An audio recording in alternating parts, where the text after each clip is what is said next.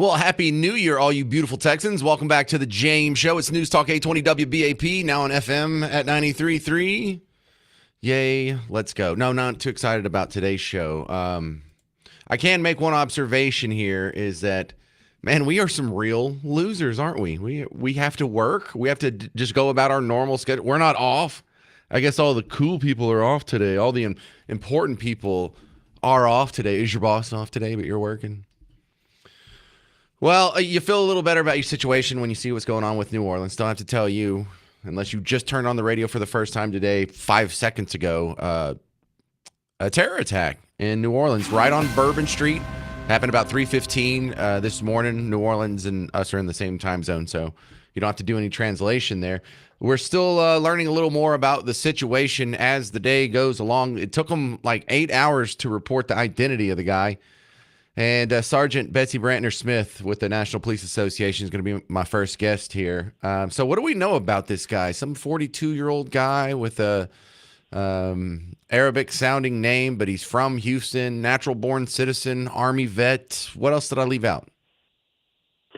Well, it looks like, and by the way, important people are working today, you and me. But he is a data specialist with the Army. They believe he got an honorable discharge, but that has not been confirmed yet. We're also getting, my sources are telling me, and there's some online accounts, that he had several complaints to his chain of command while he was still in the Army for his radical Islamic views. I think Texans remember the Fort Hood attack. Nadal Hassan, absolutely. Exactly. And again, just because you're an American doesn't mean that you're not, you can't be radicalized. We were told that flag that it was in the back of his pickup truck was not an ISIS flag. We now know that it is. The mayor of New Orleans said it was a terror attack immediately. The FBI said no. Now they're saying yes.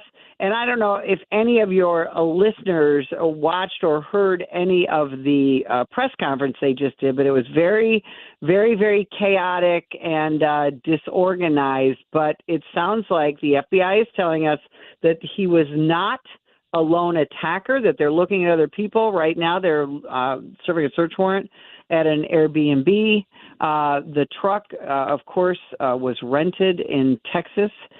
He's from Houston, and they're going to postpone the Sugar Bowl, which I think is wise, and we'll see if they have celebrations after the football game, because I'm sure a lot of your listeners have been to Bourbon Street. This is now a huge crime scene, and this is an attack on America, and we got to deal with it. Well, let me go ahead and point out a few things, Betsy. I lived in New Orleans for about 15 years, and what you saw as a chaotic press conference is actually par for the course. I mean, that whole city, their normal press conferences look like a bar scene from Star Wars. So that was actually didn't surprise me at all. The real shocking thing is you probably don't know LaToya Cantrell, but she's an absolutely contemptible human being. If you are getting morally outflanked by LaToya Cantrell, you really need to rethink your whole position in life. And that is a sad statement, but you're right. She came out and said immediately it was ISIS because some cop on the ground told her, hey, there was an ISIS flag, told him the nationality or the ethnic makeup or at least the appearance of a guy. Hey, it looks like a Middle Eastern kind of guy, and he has an ISIS flag, so probably terrorism. The FBI lady knew that exact same information and still came out and said it's not a terror attack. Well, and you know what's ironic about the mayor there is she's also under investigation by the federal government. She's a subject in an investigation for fraud. You've also got an additional dynamic of Ann Kirkpatrick, the chief of police, the superintendent is what they call it. Yeah. Yeah, and Ann, very experienced police chief, but she comes with a lot of baggage as well. She and the mayor are not good friends. And so, you're absolutely right. All of the political chaos that is New Orleans and has been New Orleans for decades is adding into all of this, Well, and makes it much more difficult for people to deal with. they've announced that they're postponing the Sugar Bowl for a day. I think that's absolutely the wrong decision to make. I think the financial incentives for the powers that be in New Orleans are, hey, we can make a whole bunch of people stay here another night, even if half of them have to leave, we get another 25,000 visitors for another night. We're all going to be rewarded with that. All we have to do is just kind of screw over, tens of thousands of people. Security, is there really a security necessity to delay the Sugar Bowl, or am I just too cynical? Well, I'm not sure it's the security issues, or rather it's kind of the emotional issues of what's happening there, and the fact that you do have a large amount of law enforcement tied up right now in the immediate aftermath of this, doing some of the investigation. New Orleans knows how to do big events. Yep. And in the press conference, they had the guy who's in charge of the Super Bowl committee step up, and they're issuing an emergency declaration. This is now a level 1 event, which is the same thing that like the Trump inauguration is going to be, things like that. They're bringing in the National Guard. I think postponing the Sugar Bowl was probably the right call, just for the emotion of the players and You're too soft. The attendees. Betsy, you're too soft. I'm a mom, and I think about all that stuff. But we've got to look at, as Americans, we can't go and hide now. We've got to look at how Israel responds to these kind of events. We need to go to these events. We need to celebrate our sports. We need to celebrate America. We cannot remember. Well, hang on. This Not that you're wrong or you don't have more law enforcement experience than me, but what level of vigilance could have stopped a guy who just wants to smash a truck into a crowd? Well, you're correct. Although those barricades that they brought in 2017 that are in the shop right now. I was there when they put them in. They're totally worthless. They're on sliders, and the sliders get gunked up with like beads or whatever. So they stopped using them like a month after they put them in. I think they were fixing them for the Super Bowl event, but we've got to look at what is terrorism.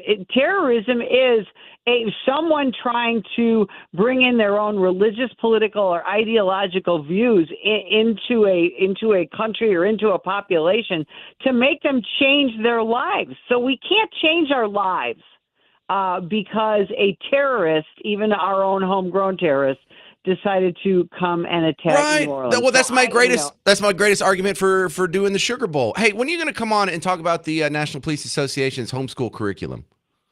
We need to talk. How about next week? Yeah, let's do that next week. All right, I'm out of time here, and I appreciate your time on a holiday. You're coming in to talk about this terror attack. I appreciate it. Sergeant Betsy Brantner Smith, National Police Association. Check her out. What's the website again? Nationalpolice.org? Nationalpolice.org, and I'll talk to you soon. Thank you very much. Happy New Year, Betsy. You too.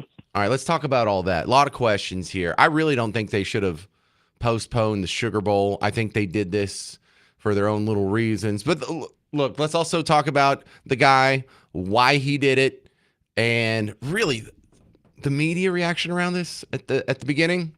We're going to poke a little bit of holes in that. We're just going to poke it in the stomach like the Pillsbury Doughboy. Like, what are y'all doing over here? Why did y'all do this right here? If you have any thoughts on the New Orleans terror attack, 800-288-9227, 800-288-9227. I'm James Parker. It's News Talk 820 WBAP, now on FM at 93.3.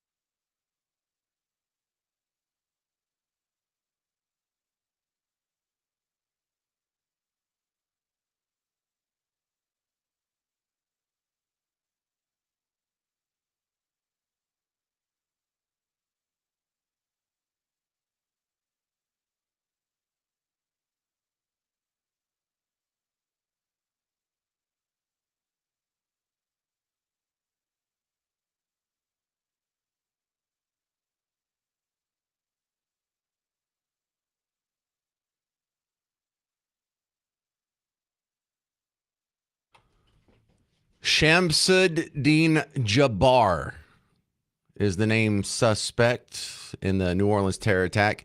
Hey, I'm James Parker. You're listening to The James Show. I mean, Happy New Year, but this kind of takes a little bit of fun out of it. Horrible attack. Going through some of the surveillance video that's already been made available online. Man, you get to see a lot of it. And I've even brought it up with Betsy in the last segment.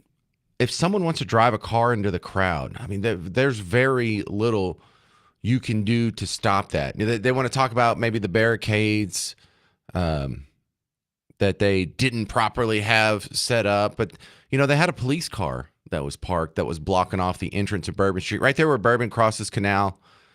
That's where Bourbon Street starts. On the other side of Canal, it's Carondelet, and it's not even the French Quarter. It's just like the Central Business District where there's like a Sheraton or whatever. I'm quite familiar with the area. I worked in New Orleans, and I was in a studio that was just walking distance from there for about 10 years. So have I been to Bourbon Street? Like 1,000 times. And then that's not hyperbole. I mean, probably like literally 1,000 times. I've walked through that intersection. I even remember when they tried to put the barricades that failed this time up. They're sliders. So there's two on the outside or that stay on the outside permanently, and then two more next to them that when it's time to close off Bourbon Street, they slide to the middle, and they block off the whole thing. Well, the sliders, the little grooves, get filled with gunk, beads or horse poo or just whatever. So they didn't work for very long, and it was kind of a joke because when I first moved there, it was not too long after Katrina, and I didn't know they did this, but every damn day they block off Bourbon Street, usually around 6 o'clock after the rush hour's done. They'll put cars in almost all of the ways in and out of the French Quarter and block a big chunk of it off. So they were kind of coming up with something a little more permanent, but still movable so you can get deliveries in and out during the day because there's no alleys behind any of those bars. So it's a situation that's rife for chaos because you have a bunch of soft targets.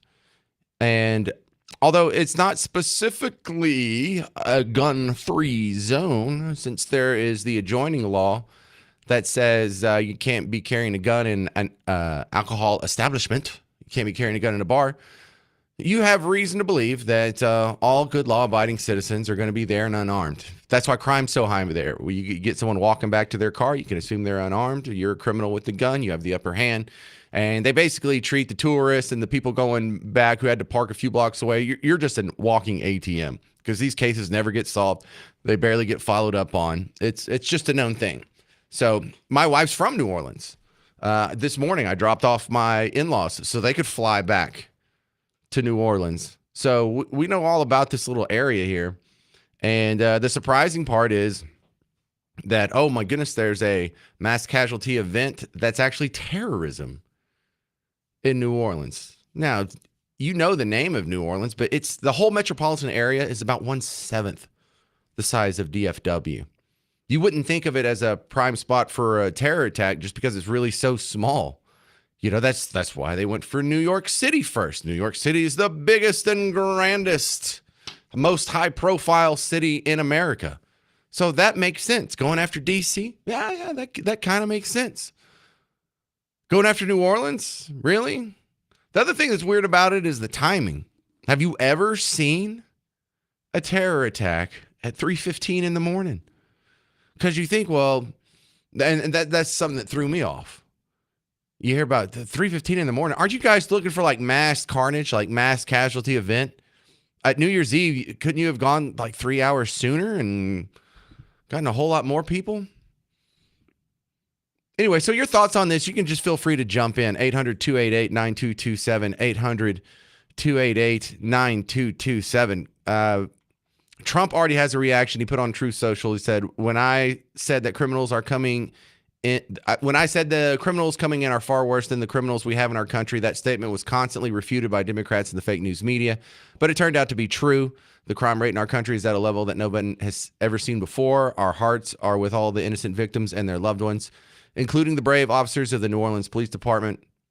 The Trump administration will fully support the city of New Orleans as they investigate and recover from this act of pure evil. Your thoughts, 800-288-9227. This is Catherine in Grapevine. You're on WBAP. Your thoughts on the New Orleans terror attack? Hi, James. Well, Grapevine has a couple festivals every year. And after that guy, I can't remember which one it was, either Germany or the one in Wisconsin, he ran through the crowd on Christmas Eve. Yeah, that was Waukesha. Yeah. Yeah, Wisconsin. Yeah. Anyway, so what they did in our town is they put some giant concrete barriers, a couple of dump trucks, and 2 police cars at the end of the street, both ends of the street, Main Street. And nobody's going to get through that. Well, the guy actually went around a cop car. He just drove up on the sidewalk. And most of the people he hit were on that sidewalk there from the surveillance video. I follow some of these guys because I know half the people you're seeing on TV from New Orleans because I used to work in radio and TV there. And cool. Yeah, so they got around a cop car. They didn't have they call them bollards. I don't know anywhere else that uses that term, but those big concrete pillars that are in front of your grocery store. Yeah, they didn't have them all the way up on the sidewalk. So if the guy's willing to do that, I mean, that's Jesus. We have to start, barricading up the sidewalks and everything. Apparently. I mean, do we want to live our life like that? Something that happens, once in a blue moon? Do we have to arrange society as if that's the norm? I know. It's sad. It really is. It's a sad state of affairs. All right. Well, thanks for calling in from Grapevine, Catherine. Appreciate it. Happy New Year's, I guess. No, we'll still be positive here. We'll still be positive. But dear baby Jesus, this morning especially. Now, it's gotten a lot better since they've identified the guy. But the media's reporting on this was so cringy when I first woke up this morning. I got up and looked at my phone and first discovered this about 7:30 our time. And the coverage was reading like a Saturday Night Live skit. These people, they don't know what they sound like. They're just going by the playbook and what they've been taught. And I guess this is normal for them. But they're hiding the identity of the guy. They hid the race of the guy. I understand like no one might not have known his name at 7:30 this morning, but the people on the ground, the cops that were talking to the reporters, the cops that were talking to my reporter colleagues in New Orleans, they knew that was an ISIS flag for 8 hours before they finally admitted the race. They knew it was a terror attack. And so kudos to all the people. If you turned on Chris Crockett, 9 o'clock this morning, he was full-throated calling it a terror attack and condemning the people who are denying it. When the FBI lady was sitting there saying, this is not a terror attack. We have no reason to believe it's a terror attack. She knew. So they managed to keep it out of the public sphere that this was a Middle Eastern guy, a Muslim terrorist who was sporting ISIS, who ran the car into the mass casualty event. And then when they finally do admit the truth, this is an AP headline and subheadline. They managed to keep it out of both the headline and subheadline. Suspect identified in Bourbon Street attack that killed 10, injured 35. Oh, really? Suspect. You even know his identity. You're still keeping it out of the headline because that's not how it works if it fits the narrative. And then the subheadline, the FBI has released new details about the investigation into the deadly attack on New Orleans famed Bourbon Street. By who? For what cause? Why do you pretend to not know? And just to let you know, this is what it sounds like when it fits a narrative. The race of both the perp and usually the victim. Constantly in all the headlines. Images now circulating on social media of a black man dying after being shot by a white police officer. The Justice Department is investigating the death of Alton Sterling, a black man shot to death by a white police officer outside a convenience store. In the past 48 hours, 2 more American cities have been convulsed by the fatal shootings of African-American men by white police officers. Yeah, if it fits the narrative, race is the most important thing in the world. If it doesn't fit the narrative, they act like race doesn't even exist. You still haven't heard this guy be referred to as Middle Eastern or a Saudi descent or whatever. Look at how little you hear about that. People are pathetic. That's so embarrassing. I'm embarrassed for the media. Do they know? Do they know that we know? Do they know that we know they look silly when they do this? 800-288-9227. 800-288-9227. I'm James Parker. It's News Talk 820 WBAP, now on FM at 93.3.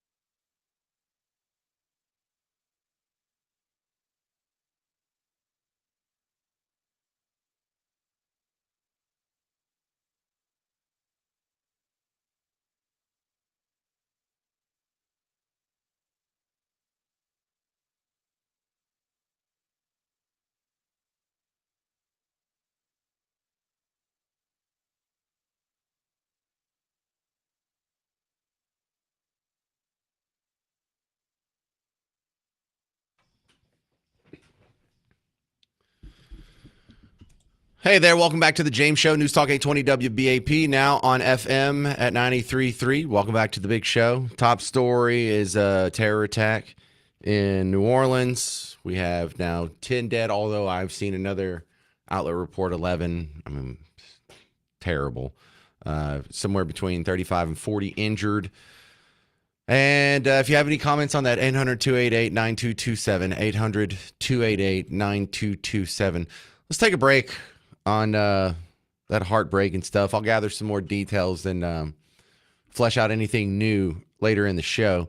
But Betsy Allen Manning's coming back on the James Show to talk about something that's happening in the workforce a little too often, a negative atmosphere in the work. Ooh, Betsy Allen Manning. Does that mean there's something wrong with the workplace, or is there something wrong with you? James, so great to be on your show again. Happy New Year to you. Happy New Year to you, too. Yeah, a lot of it, yes, there are toxic workplaces right now, and you've got people that are saying they are actually job hunting right now because they no longer are willing to stay for toxic leaders or toxic workplaces. A lot of it is because leaders are not trained on how to develop a positive and purpose-driven workplace culture. So this is why we're seeing people leave. We're putting people into leadership roles who don't know what they're doing, throwing them in the deep end, calling it swimming lessons, and it's really hurting businesses today. Well, if you are in what you believe is a toxic work environment, do you stick around and try and fix it, or do you try and find a new work environment, Betsy? So, if you're the employee, hopefully, you may not have a choice on how to fix it or not. If you're the leader, the manager, then yes, I would try and fix what you can within your department and look at your upper management and say, what can I do to help them? What ideas can I offer to help them? And get the leadership training that you need to create that positive workplace culture. Well, some of the negativity in the workplace is out of the hands of the employer and managers. You know, like if there's a dress code that says you can't wear open-toed shoes or something lame like that, you know, that's what could you possibly do to alleviate that? Yeah. Well, you're going to have some of the silly things that we say are non-negotiables, right? Within the silly things and then the non-negotiables. So the non-negotiables are, not being on your phone when you're dealing with a customer because you want to be, face-to-face interaction with them. Then there's the little silly things that may not really matter. So really asking your employees what matters most to you. You got to take, I always say, take a culture assessment. We have a destination workplace assessment. It's company wide, and it's assessing, are you a destination workplace culture or a resignation workplace culture? And if you want, first thing is find out where you currently stand. From there, you can pinpoint really specific areas on where you can improve within the workplace. Is it the leadership? Is it the sense of well-being? They need more flexibility in the workplace. Is it they're lacking a sense of team and collaboration? There's a lot of, are they lacking growth opportunities? You can really pinpoint what it is when you take those assessments. Well, I've had a friend who owns a business and has a staff of maybe a dozen people. It's like 11 people. And there was a really negative workplace. And when he got rid of one person, when she was gone, everything changed. And it turned out there was just one bad apple that was spoiling the bunch. How do you find out if there's just one bad apple like that? Yeah, you usually know who it is. The thing is I've heard this before so many times, James. A CEO came up to me and said, look, my best salesperson generating the majority of our business has a negative attitude. It's affecting everybody else, but they're my best salesperson. What do I do? And I'm like, do you want me to sugarcoat this for you or give you the straight up answer? She said, give me the straight up answer. I said, let the person go because it's impacting everything else. If they don't have the integrity to show up on time for your clients or for the meetings, how is it affecting everything else around them? That one person, that one bad apple, you already know who they are. Right? We already know who that person is. It's getting a tap and into asking people, how is the workplace going for you? What experiences are negative? Which ones are positive? How can we improve? If you're constantly getting that pulse on your workforce, you're going to know what's going on and who to keep and who to let go. Well, let's talk about the other side of that then. When we talk about who to keep, I've been trying to stress upon my management structure here at Cumulus that when you're looking to let someone go, like in the next round of layoffs that are inevitably going to happen in the radio business, the last person you should fire is probably the tallest person on the crew. So I'm not just saying that because it's me. I just think that's solid advice. That's a joke. It's like the tallest person. Where are we going with that one? Because I'm the tallest one, and I'm just trying to keep my job, Betsy. Let's keep you here, right? Yeah. I mean, look, people are hiring. We're finding a lot right now. They're hiring out of desperation. And then they're firing out of desperation, right? You're hiring out of desperation because you're short-staffed and you're getting the wrong people on the bus, and then you're having to fire them out of desperation because you have a negative workplace culture and you got to let people go, and it's just this vicious cycle that's going on over and over again. You have 57% of employees who lose trust in organizations with poor leadership, yet 82% of bosses are accidental managers who are untrained for their roles, untrained on how to create, like I said, that positive workplace culture. So, like I said, you've got to constantly get a pulse on your people, who's in the right role, who's not. Well, Miss Parker she's like a third base coach who's always just sending you home. If you have a problem at the workplace, she always tells you, just get a new job, just quit, get a new job. That's her solution for every workplace dispute. Maybe in some places that may work. I always say give people the benefit of the doubt, right? Like coach them to success versus boss them to failure, or coach them up before you coach them out type thing. Well, Betsy Allen Manning, how good of a career coach could you possibly be if you're working on a holiday like me? Right. All right, BetsyAllenManning.com. If who is your potential client? Who can you help the most? We work with a lot of C-suites who are, exactly like you said, struggling with getting the right people in the organization, creating a great workplace culture, and stellar leaders who know how to lead in today's workforce.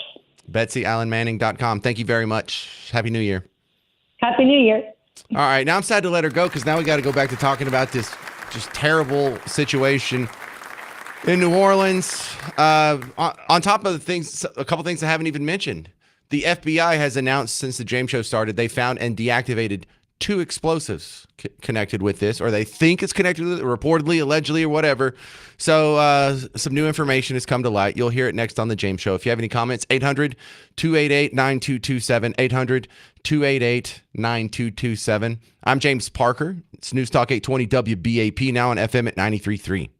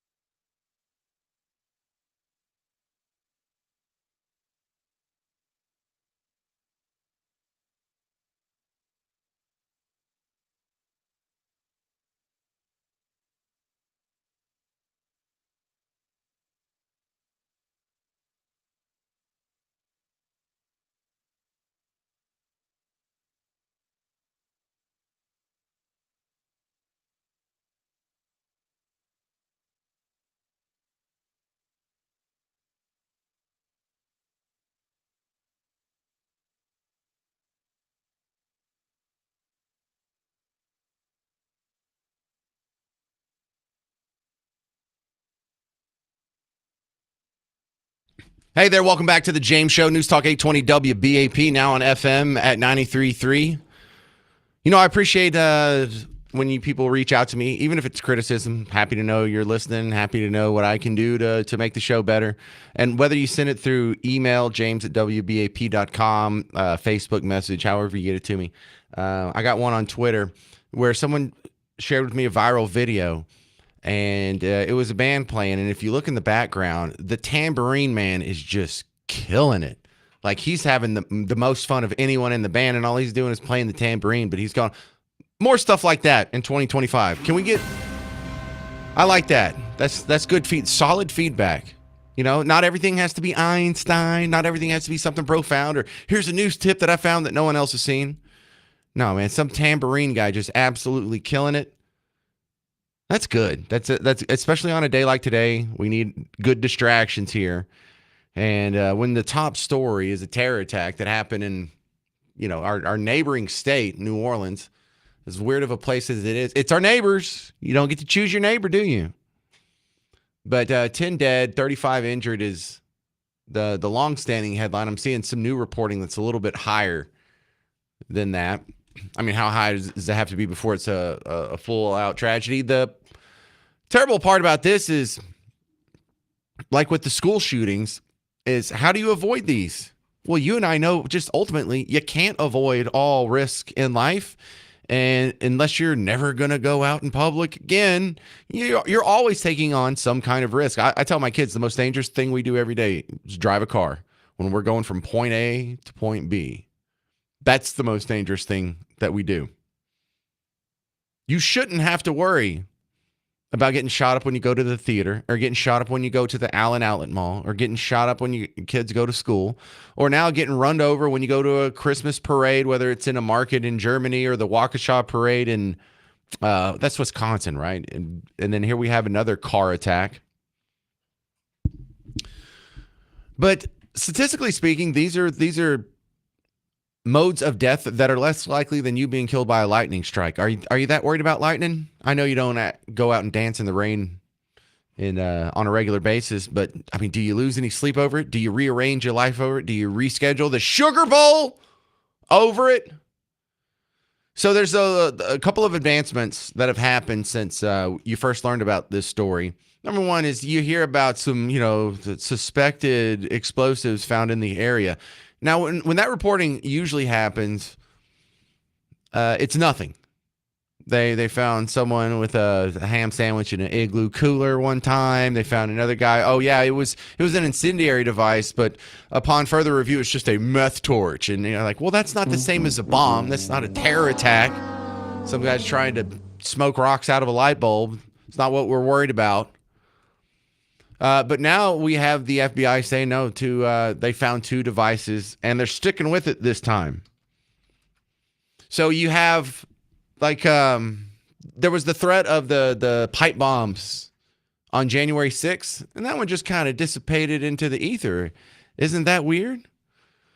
But let's look at this one. If they do have 2 more explosive devices, well, then who put them there?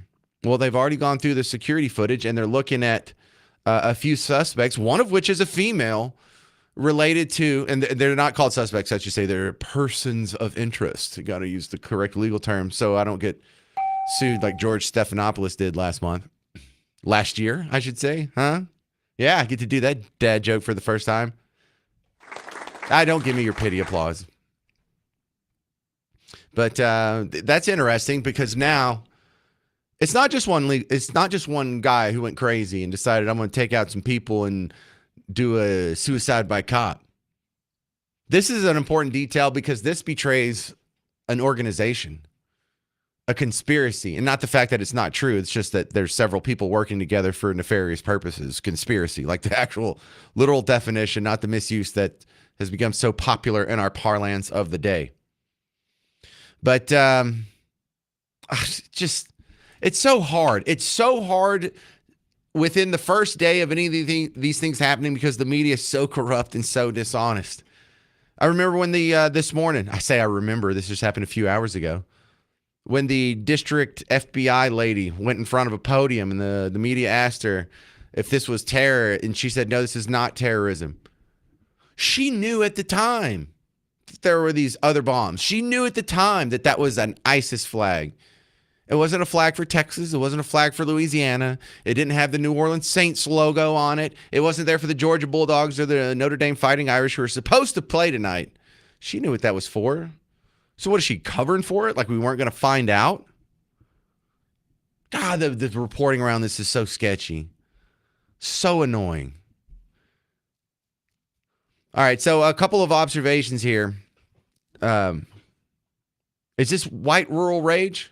Remember you were warned about white rural rage? This comes from last February 28, 2024 on MSNBC. Some guys put out a book. Joining us now, professor of political science at the University of Maryland, Baltimore County, Tom Schaller, and journalist and opinion writer Paul Waldman. Their new book, out tomorrow, is entitled White Rural Rage, the Threat to American Democracy. And Tom, we'll start with you. All right, then she goes into a whole interview with these guys about how the thing you need to be worried about here, and this was February of 2024, over the next few months, the new specter of danger in American society, white rural rage.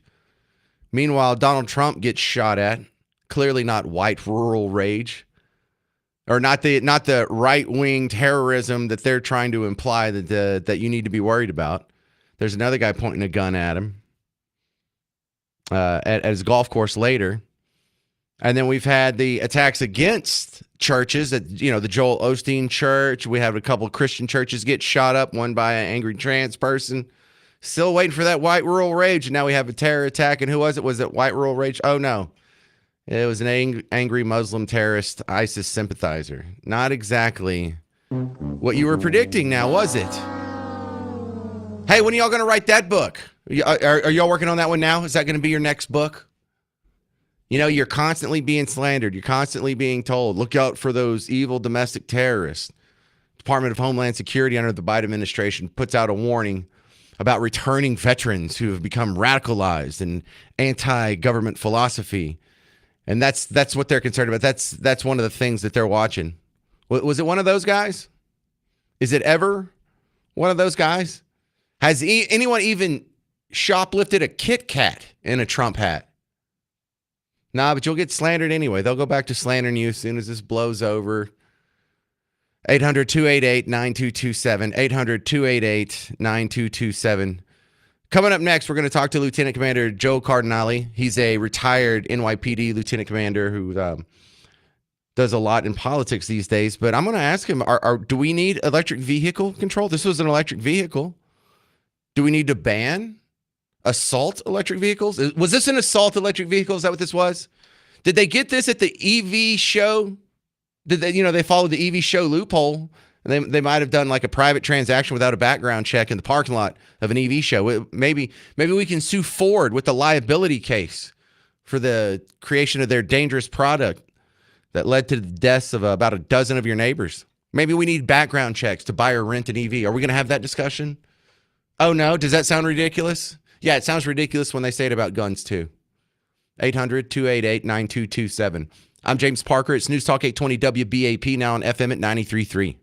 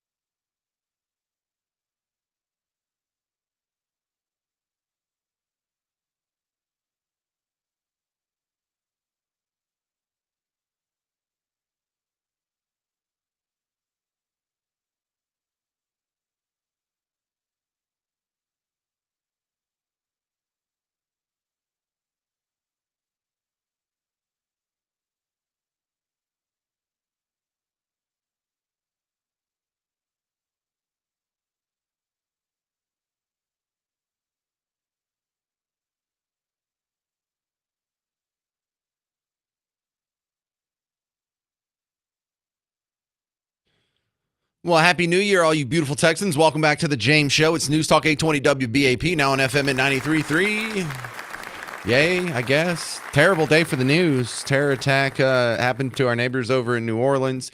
We're still reporting 10 dead, 35 some odd injured, including a couple police officers, suspect dead at the scene. He's been identified as a 42-year-old with a very Arabic-sounding name. He is reported to have an ISIS flag in his truck at the time of the attack, and 2 explosive devices were found and neutralized as in a report from the FBI. And more to come. Joe Cardinale is going to help us try and make some sense of this. You know, he had a whole career in law enforcement with the NYPD, and they had a ramming attack a few years ago in New York. And is this pretty much the same thing that y'all saw a few years back? No, I don't think it's the same thing. I mean, you had somebody that used the vehicle, but this here is really compounded by the things that you just said with the IEDs, with the fact that he picked a softer area that he was able to access, and the fact that he's radicalized to a degree. He actually served, if I'm not mistaken. I believe he had a service record as well. Well, so Nadal Hassan, who shot up Fort Hood a few years ago, he was a natural-born local guy with a service record as well. That's right, and here's the thing now. I mean, a lot of people are second guessing. New Orleans should have done this, should have done that. You know what? You could second guess a Monday quarterback all you want. Precautions were taken, maybe not to the degree that everybody wanted by putting Jersey barriers, because that's what happened with New York City. If you look at New York City at Times Square with a million people and everything, they use sanitation trucks with sand in them. They have Jersey barriers throughout Times Square when it's not New Year's Eve. So they do have precautions in place to prevent what happened with the U-Haul driver, a few years back with us. So things happen, and the problem is today is that everybody uses an opportunity with large crowds to take advantage, to do the evil that they want to do, and it's a sad day when people are celebrating, New Year's Eve, and this happens. And them calling the game off, I think, was the smartest thing they could do. Really? Because I think they should have gone ahead and played it. And one of the reasons why, I understand that there's some people with security concerns, but there hasn't been like a repeat attack on the same location at a later point in the same day. The closest analog we have to that would maybe be 9/11, where they attacked the same spot twice in a day, but not like 12 hours later or whatever it is. I think that changing your life out of fear is exactly what they intend to do with these terror attacks. So you're kind of giving them the W if you start rescheduling things and rearranging your society to accommodate them. I have to disagree with you on this one, and I'm going to tell you why. The fact that the FBI is putting out there that they don't know who his accomplices are, and they firmly believe that he has accomplices, they don't know what the next big venue would be, that stadium. And if they didn't have the manpower to secure that stadium beforehand, to sweep that stadium, now they have a day to sweep that stadium, to get everybody out of there that's in there, go through the stadium, and then control it for the people that are entering. So it's I'd rather hold it off for a day, postpone it. The game's going to go on. It's not like they canceled the game. They just postponed it. So, I mean, you really have to take that into consideration, that, you don't know the extent of this guy's carnage that he really wanted to create and who he was affiliated with. So where have we seen this instance before? Because we've seen the guy that drove into the crowd in Germany just like 12 days ago, but he seemed to be acting by himself. The last time, what was the Bataclan massacre? Wasn't that time where some guy shot up a concert and another guy went on a driving thing in Nice, or were those two separate incidents? I'm trying to think if we've had an analog to this. No, I don't think you do to what you're saying, that, in the same day, other than, of course, what we had in New York with 9/11. But you have to understand that the face of terrorism is changing every day. And it's not that we are giving them the win. We're taking the win away from them by preventing them from doing something else. All right. If you look back at this year with the topics that you and I have discussed over the year, all right, of all the shootings and all the school shootings and everything else going on, things keep changing every day in this country, around the world. So we have to prepare for this. All right. And law enforcement is changing every single moment with this. So I think the precaution was necessary. I think it was implemented well. And I just think New Orleans is going to rebound from this, and they're going to take the precautions necessary next time to put the Jersey barriers up and make it, harder for people to penetrate the crowds. Okay, so when we're just spitballing here, yeah, so the Bataclan attacks may be the closest one. So the Eagles of Death Metal had a concert at a place called the Bataclan. There was another group of attackers that fired on crowded cafes just in the streets in Paris. And then there was another one that exploded himself at another cafe. And there was supposed to be a shooting at a soccer match that the guy got he was denied entry to the stadium, so he just kind of got shot outside, or they did the suicide bombing outside. So there's a coordinated attack, and that happened in 2015. So I mean, it's not completely unprecedented. I'm just trying to learn from the past. Yeah, we want to learn from the past. And look at Russia. Look at what happened over, the one that happened in Russia was like unbelievable when they went into that stadium over there. I mean, that was another one that was unbelievable. But it's not just here in the United States. People are radicalized all over the world, all right? But they choose their targets. And right now we have them. And then don't get me wrong. We have a lot of sleepers in this country. We warned about that. We warned about it years ago after 9/11 about the sleeper cells that just sit here and they're like what do you call it? Robots. They just get put into action, and they do what they have to do, and they pick them the moment that they want to do it. So maybe he surveilled this, maybe he didn't, all right? But, they're saying originally, look what they were saying about him, that he came out of Mexico through Eagle Pass, Texas, I believe it was, a couple of days ago. That car was seen coming out of there. So now they all also thought that maybe it was somebody from Mexico. So until you know what you're dealing with, the best thing to do is take every necessary precaution. And I think that's what they did here. And I think putting people on the radar more often will be another key to a lot of things. Well, Joe Cardinale, Happy New Year's. I wish we had a better reason to be chatting on this holiday, but I appreciate your expertise in this terrible story. Anytime, my friend. Happy New Year. Thank you very much, sir. Appreciate it. Joe Cardinale. Yeah, I'm just trying to find, because there have been other coordinated attacks. The Charlie Hebdo attacks. There was an attack at the office and another attack at a cafe. Have we ever seen the situation split though, where there's a car ramming attack here, and then there's another double explosive attack? I don't know. And who was supposed to set off the bombs? Who are those people? Because this guy clearly was planning on dying. I don't know. 800-288-9227, 800-288-9227. I would love to hear your theories, your thoughts. What was the guy's motivation? What were they trying to pull off with the 2 extra bombs? What am I missing here? What have you thought of that I haven't said yet? 800-288-9227. And then we're going to talk about we got to get control of these electric vehicles. I don't know if we need to start registration or background checks, or maybe you need to get a license to drive one, like take a special class. Or here's what we should do. We should just declare all sidewalks an electric vehicle free zone, and then it's a magic force field around everyone that makes them safe. Why don't we try that? 800-288-9227. I'm James Parker. It's News Talk 820 WBAP, now on FM at 93.3.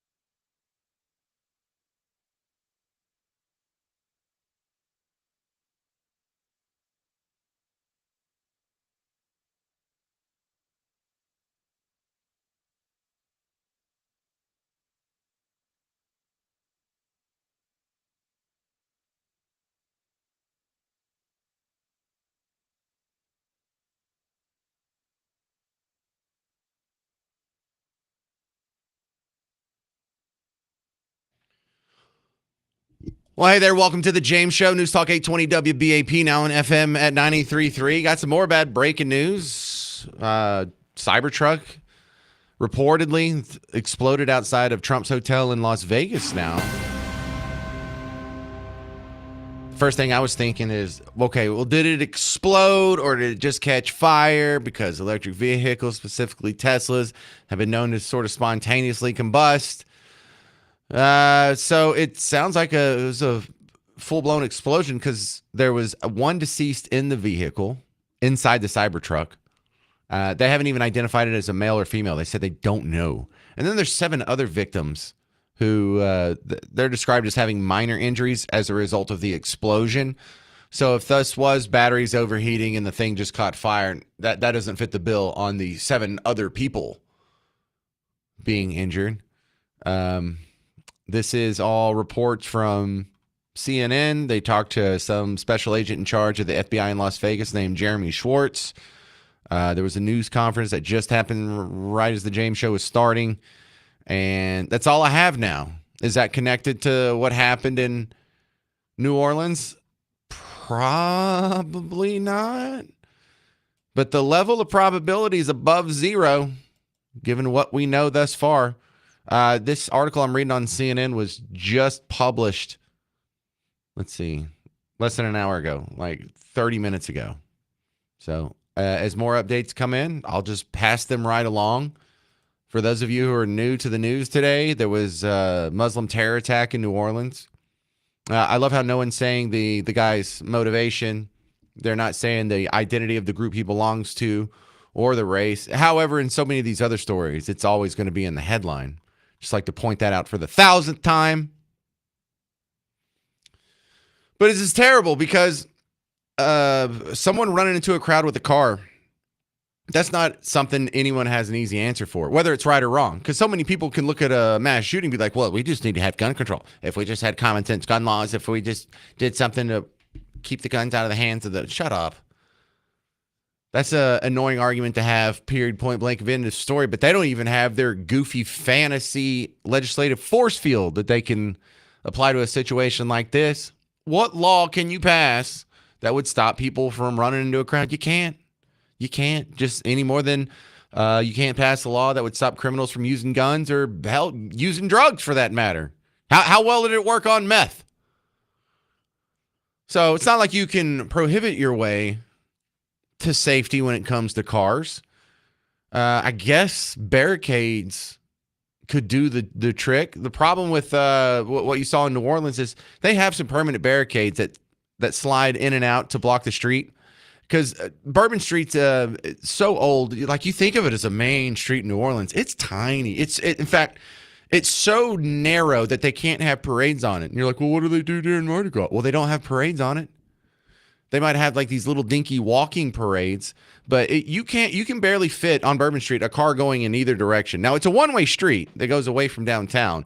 And so during the day, you'll see people that are parallel parked on one side, and then there's just enough room for another car to get by on the other side. And they let cross traffic go across Bourbon Street all day, and they let traffic run straight down the street because most of those buildings and, you know, the bars, the clubs, the restaurants, they don't have an alleyway that a truck can pull up in the back and deliver booze or food or whatever the heck else they need. So during the day, like if you go to Bourbon Street during the day, there's a handful of bars that are open 24/7. That's just one of the laws that they have there. You know, be open 24/7 if you want. You can get a beer at 5 in the morning, 4:30 in the morning. You can still be drinking. But during the day, it's pretty much reserved for delivery trucks dropping stuff off, and then they barricade it up for the night.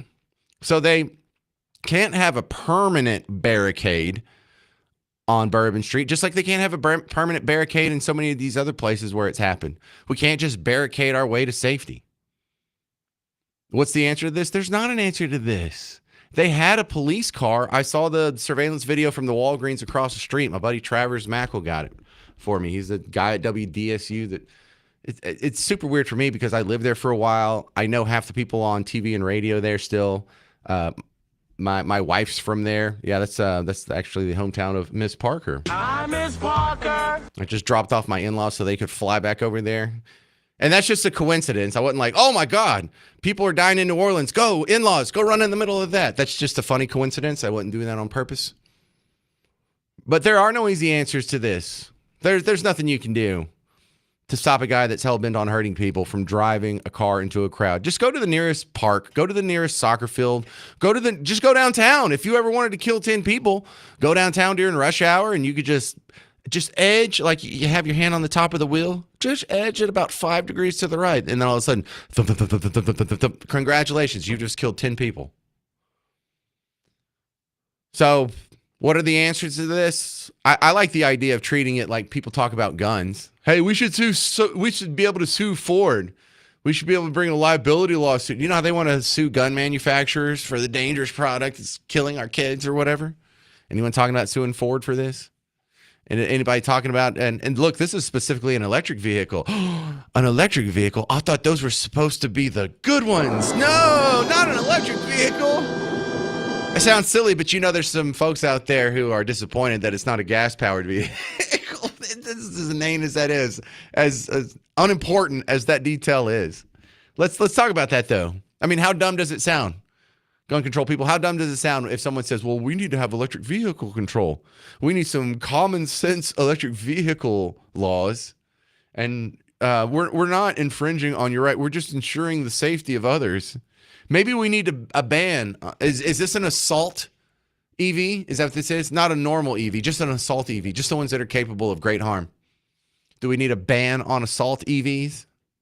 Doesn't this sound dumb? Yeah, it sounds dumb when you say it about guns too. Not you. I'm just talking hypothetically to the devil's advocate over here.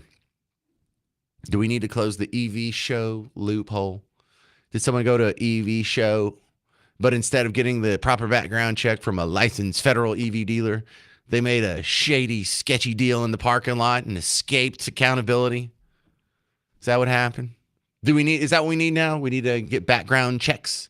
Does there need to be a EV waiting period? Oh yeah, you want to rent a Ford Spark? What was it called? Like a Ford Flamboyant or something? We need a 5-day waiting period so you can get a Ford, whatever it was, EV.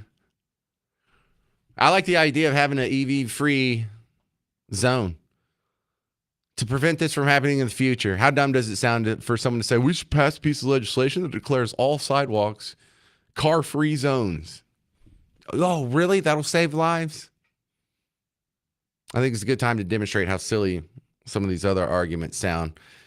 Because it doesn't sound so funny today now, does it?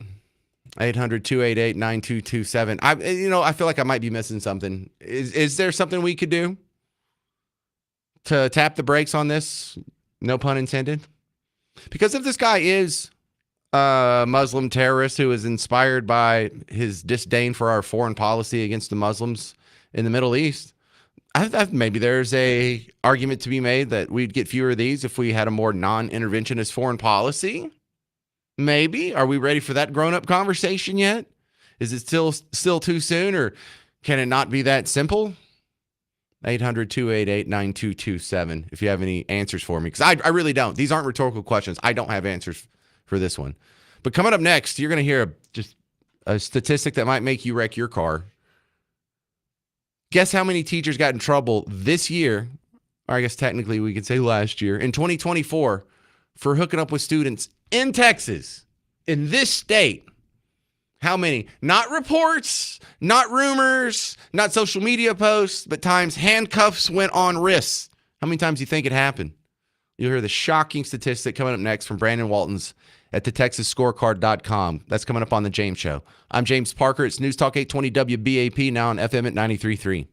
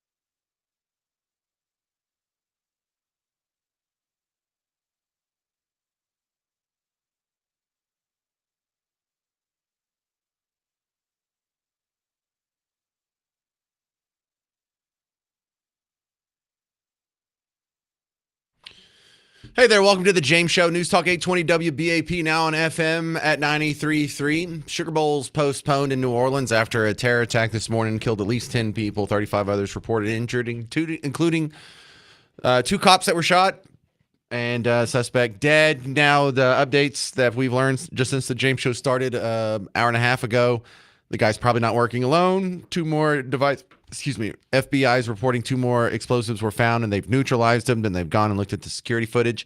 And now they have 4 persons of interest that they're looking for.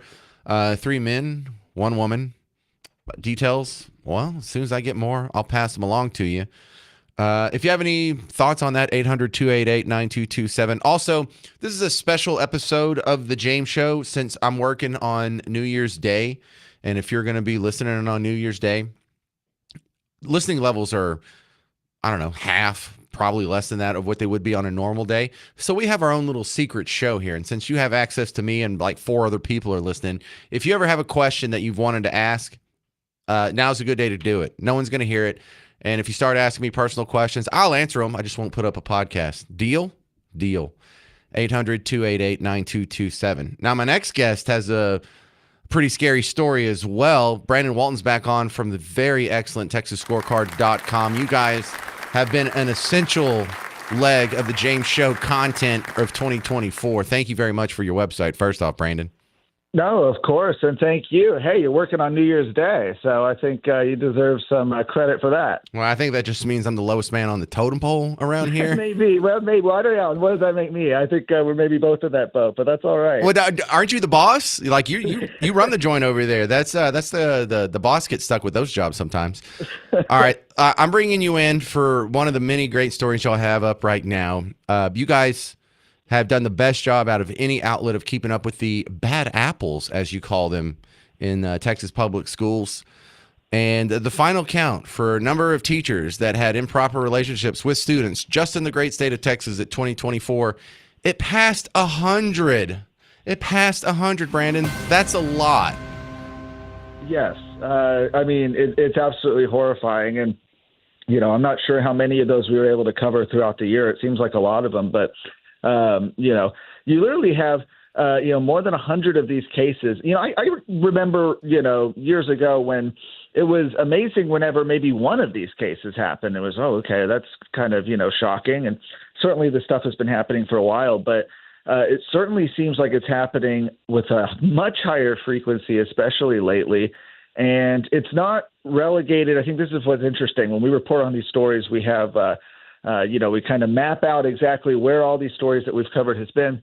It's not, just one area. It's not just, it's happening in Houston or it's happening in Dallas. I mean, this is something that's happening all over the place. And it's something that I think should concern any parent who has their children in government schools. Right. And that's something that makes this of interest to almost every community. It's like there was even one of your on your map of bad apples. There's one in my hometown of Buck Tussle, which I like to brag about how there's no crime out there, but you can't sleep on this in any community. The teacher situation. No, it's not unique to any one community, and so. This is something that everybody needs to be vigilant about. And when you look at it in the broader picture of things, I mean, this is, one of, there's many reasons, but I think this is one of the reasons that people are looking at things like homeschooling and saying maybe that's something that we need to do for our children. This is why things like school choice have gotten so much traction among voters and why there's so much pressure on the Texas legislature to step in and implement that is because of some of these problems that unfortunately we're seeing happen more and more often in public education. Well, I think another sort of offshoot of this same storyline that Texas Scorecard does a good job of documenting that the rest of the media doesn't for obvious reasons is all the sexually related stuff that's going on with after school programs and what your elementary school kid can pick up in the library and, the special speakers that they're bringing in. There's just been this weird focus on sexualizing elementary school and middle school kids that I'm surprised it's just not bigger than it is on Texas Scorecards. Yes, it unfortunately it permeates everything, right? The curriculum, what's available in libraries, and some of it the legislature's been able to address, or at least attempt to address. It's sad. Anytime the Texas legislature has passed some legislation, for example, targeting some of this inappropriate material that we see put in libraries. And as soon as these laws are set to go into effect, you have these Democrat leftist groups, the ACLU, coming in trying to tear those down. To what end? So that children can be more and more sexualized inside of Texas schools. It's sickening. All right. So what do you foresee in 2025? Do you see some of this getting corrected? Because, the legislature in Texas has made some moves in that direction. They certainly have. I think that you're going to see them take some more steps this next session. Protecting Texas kids, specifically from this kind of sexualization, is one of the priorities of the Republican Party of Texas heading into this next session. And so I think you're going to see a big push from the party saying that they want to see something done, some more done on this from lawmakers. And then at the same time, right, like I said, school choice is another priority, not only of the Republican Party, but of the governor himself, Governor Abbott. And so I expect there to be some more pressure on that as well. All right. Let me ask you about Texas Scorecard. Where did this come from? I remember this got on my radar because I heard you on a different radio show like 3 or 4 years ago, or not, maybe not even that long ago, maybe just 2 or 3 years ago. And it's been in the regular rotation ever since, but I never figured out where you guys came from. Yeah, so actually, funny enough, today we're actually celebrating our 10th anniversary. So it was 10 years ago today the Texas Scorecard started publishing, talking mostly about the Texas legislature, but also a little bit of federal and local stories as well. And in those 10 years, we've been able to grow thanks to, the donations. We're a nonprofit organization, and so our subscribers are our donors. We offer everything for free, but we have donations available, of course, on our website. And that's why we've been able to expand and to continue to report on these stories that a lot of the legacy media won't touch. Well, you know what? You guys are do you remember TXCN, the old Texas Cable News Network? I haven't seen it forever. I think it went defunct, but y'all kind of fill that void in between. We have some pretty good local news outlets here, like WFAA, WBAP, and we have some good national outlets. There's really a dearth, though, in that middle ground, that state level, and you guys have done a good job filling in that void. That I guess TXCN. Do you not remember that old cable news channel? Yeah, I'm not sure. No, it was a while back. Were you raised here?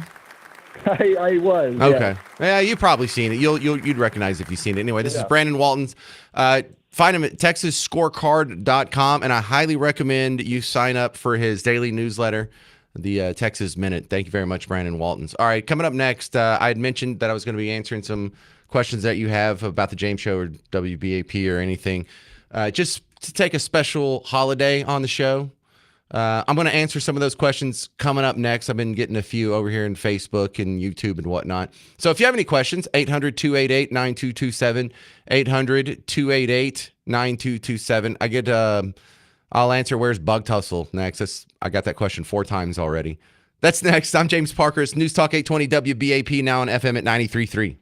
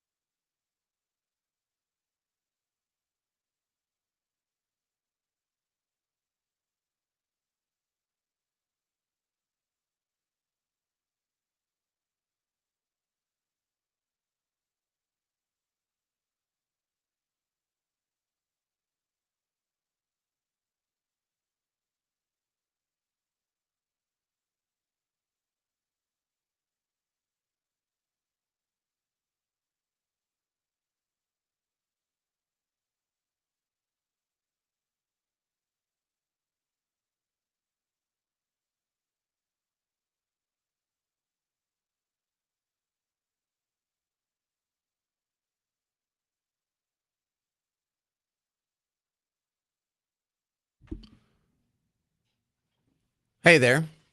Welcome to the James Show, News Talk 820 WBAP, now on FM at 93.3. Boy, just if you think you hate the media, let me tell you something. You probably don't hate them enough. The reporting on this terror attack in New Orleans, it's following the same patterns that you're used to.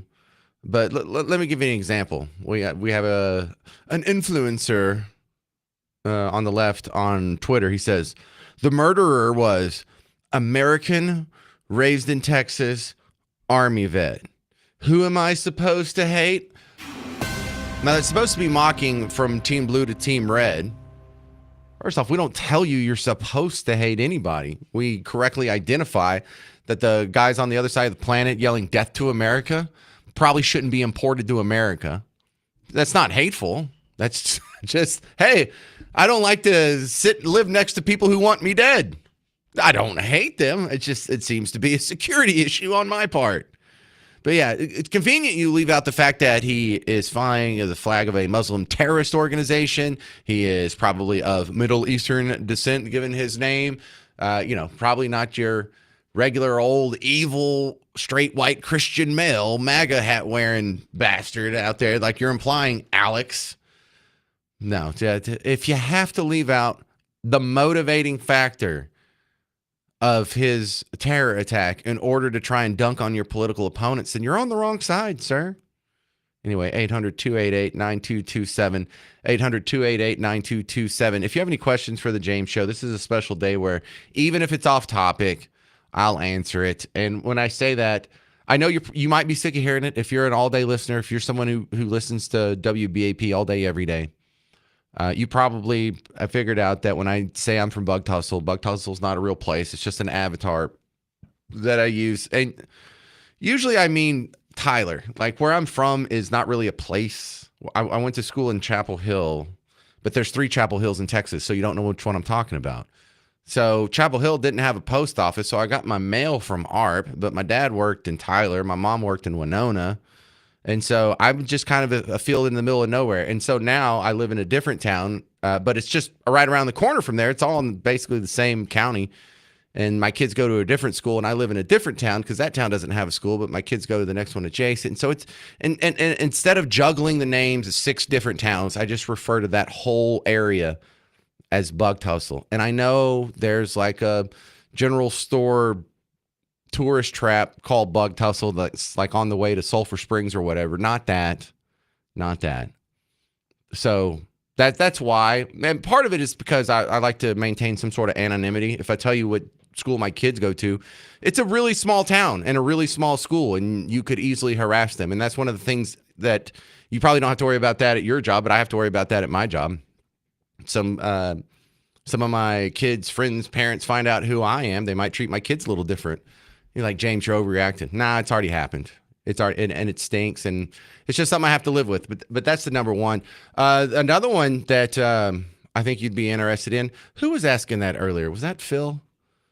Phil was asking if I knew a radio host that was super popular in Dallas for about 20 years who passed away a few years ago, Russ Martin.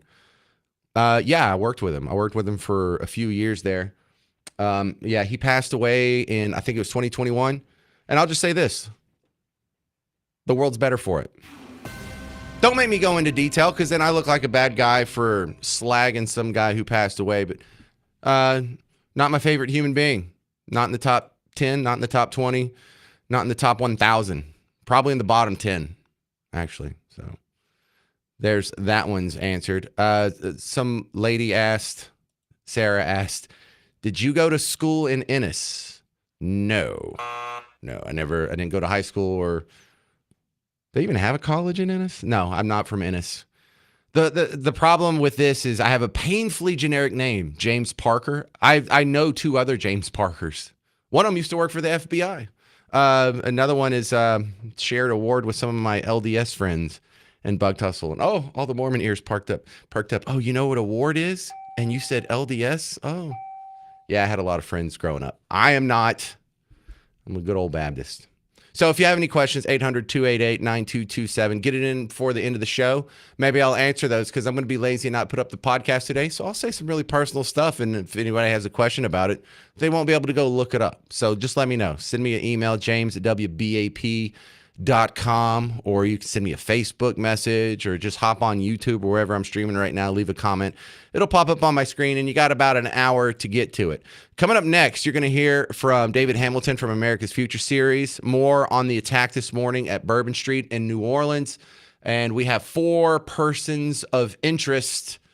Anything else new I find in the next 6 minutes, you'll hear it. I'm James Parker. It's News Talk 820 WBAP, now on FM at 93.3.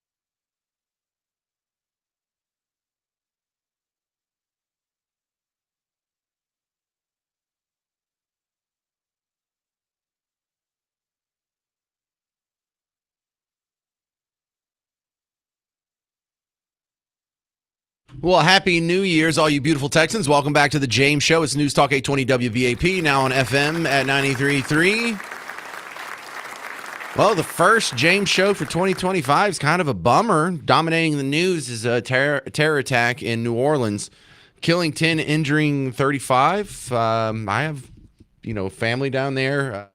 Well, it's really Miss Parker's family, but still. Hi, Miss Parker. I'd lived there for a while. We go there on vacation. That's not very far away. And that sounds like something that could happen really anywhere. It just seems weird also that the guys from Texas, or we're told he's an American citizen and was a Houston resident, had been in the Army. But he has a Middle Eastern sounding name, 42 years old, ISIS flag. Some reports I was reading there during the news, FBI giving a little more details on his motive. They think he was radicalized by ISIS. At 42? You're getting radicalized at 42? So I don't know. I feel like something's not adding up. Now we have 4 other people of interest, one of which is a woman. That's odd. And they say this is connected to the planting of 2 explosives that they found and neutralized. And granted, this crime scene is scarcely 12 hours old. We're finding out some information that I don't think this is all clicking together. David Hamilton's my next guest from the America's Future series. I know that's kind of a stumbling summary there, but did I get everything right? What did I get wrong there, David? No, I think you're absolutely right. We don't know a lot, and it is only 12 or so hours old. As a matter of fact, I think the death toll has actually risen to 15 killed by some reports. So we'll find out if that's accurate or not, that it's north of 10 and could be 15 right now, which is a really sad way to start the year. Terrible way to start the year. What do we know about these people that they're looking for? Well, we don't know if he acted alone. That's always a big question, and he may not have. That particular truck crossed the border at some point. He supposedly didn't own the truck. So just a lot of information we don't know. One thing we do know that it's almost impossible to stop these attacks. I think, you remember John Hinckley was able to walk up to President Reagan and shoot him through a crowd of Secret Service people. And so a really determined person who's willing to lose his own life can get to just about anybody. And especially a military trained person, et cetera, can plan these sorts of things out, has the skills. So it's particularly risky. I think what we have to do is figure out who are the best models, who are the organizations, which are the countries, which are the security forces that do the very best job of thwarting these attacks and dealing with them. Even though we can't be perfect, but I would point to the Israelis who deal with this every day as the deep experts on how to do this. And the truth is they profile people. We don't like the idea of profiling people. But if you look at someone who served, had a conversion, there's a tendency for, at least numerically, there's a high percentage of those that become radicalized in some way. Well, hang on. David Hamilton, that sounds very pernicious of you to just assume negative things about people flying an ISIS flag out the back of their truck. Yeah, well, the interesting thing about the Israelis is that they don't tend to look at little old ladies coming through customs, et cetera, as much as they do military-age men who might be able to do harm to you. So it's just really a matter of focus and resources. And if you have limited resources and the threat is real, then you probably have to prioritize a little bit. And yeah, if you're flying an ISIS flag out the back of your truck, that might be a hint. It might be a red flag. So when we try and compare this to other terror attacks, I can't find another one where you had a driving attack that was coordinated with bombs. So, I mean, I'm not saying that it's not possible or they're wrong on this. It's just, there's very few coordinated attacks. Most of them seem to be lone wolves. The guy that plowed into the market in Germany or the people that shoot up their Christmas party in San Bernardino. But this one has a little element of planning to it. Yeah, and this looks like a professional soldier. He used every tool he had. He had a car, he had a vehicle as a weapon. He had guns on him. He looks like he had improvised devices, explosive devices. And so this is well thought out, determined, planned. And it does make me think that he had some assistance from someone and we may find out. He lived in a predominantly Muslim neighborhood. The classic story, he was a nice guy, saw him in the neighborhood, quiet, kept to himself, this kind of stuff. Had a couple of minor arrests and convictions for felonies and things like that, but seemed to be a decent citizen overall. And that's what's really hard. I mean, if you have a bunch of red flags, it's a lot easier saying, "Oh yeah, this guy looks like trouble," but seemed like a relatively stable person. And it's just really hard in the world we live in. But we do have to hedge our bets, and we just have to tell ourselves and our friends, if you see something, report something. Somebody in his neighborhood probably had some worries about him, and I hope that those were elevated, and I hope they were listened to. You really think they should have postponed the Sugar Bowl like that? I think that's overreacting. Yeah, I don't know about that. I probably wouldn't do that. I think my issue with terror is that terror is done to affect our behavior and our thinking, and they win when they shut down our lives. We saw what happened after 9/11. We were all taking our shoes off, and commerce was shut down for months, and it had a huge impact. And when we let them win that way, it only emboldens them, in my opinion. Oh, totally agree. Totally agree. The media's been absolutely disgusting in their reporting on this. Do we even need to cover, their usual suspects record? Well, what's interesting is there's a lot of reporting about certain factions that they think that we have to worry about most, but the numbers don't bear that out. The purveyors of crime, the most dangerous folks we have to deal with are people who are radicalized this way. But you've seen the reports that the FBI and others have said what the biggest single threat to national security is nationalists, and there just really aren't a lot of those. I'm very proud to say that America drove most of those out. We used RICO laws against the KKK, et cetera, treated them just like the mob. And I'm very proud of that record, and we should be proud of that record. Fundamentalist Islamic jihadism is, in my opinion, a much bigger threat than any other one we have to deal with. Well, here's something that's weird about this current situation is the suspect who drove through the Christmas market in Germany, 50 years old. This guy, 42 years old. I'm used to my terrorists being much younger than that.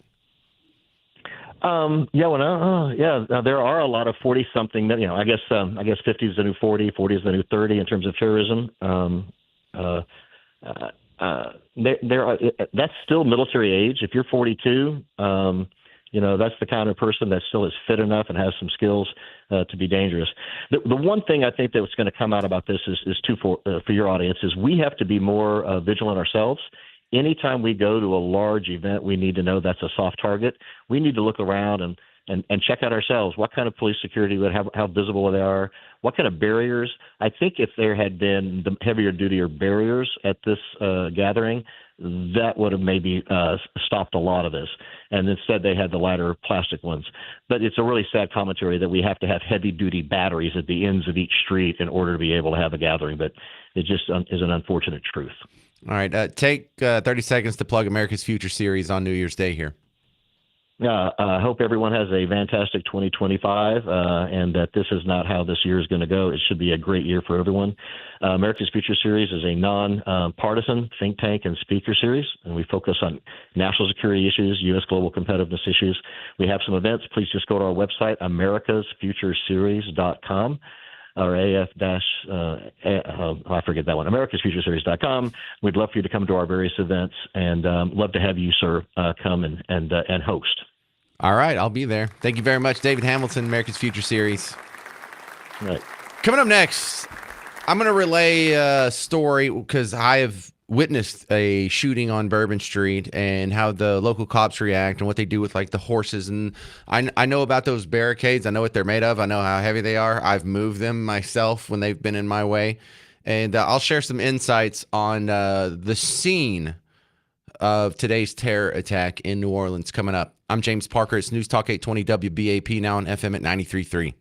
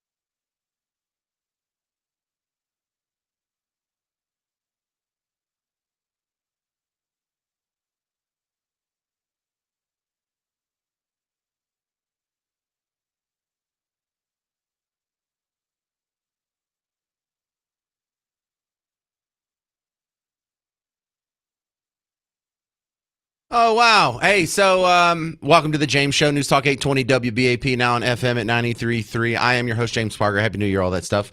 The Texas Longhorns just won their playoff game. I know if you're not watching that and listening to this, you're probably a casual sports fan at most. But even if you're not, hey, Texas Longhorns now advance in the college football playoffs. So there's still a chance a Texas team could win the national championship. That's kind of a big deal. If you want more on that, you can probably listen to our sister station, The Ticket. But don't. They already have much better ratings than us. I need you here. Don't go. Wait till the James Show's over in 40 minutes and go listen to whatever you want. So the top story is this terror attack in New Orleans. They had a little press conference earlier where they're trying to break down the barriers, these little barricades they have up. And I'm telling you, man, that's not the answer. That's not even if we had proper working barricades, what do they call them? Bollards? I never heard anyone outside New Orleans call them bollards.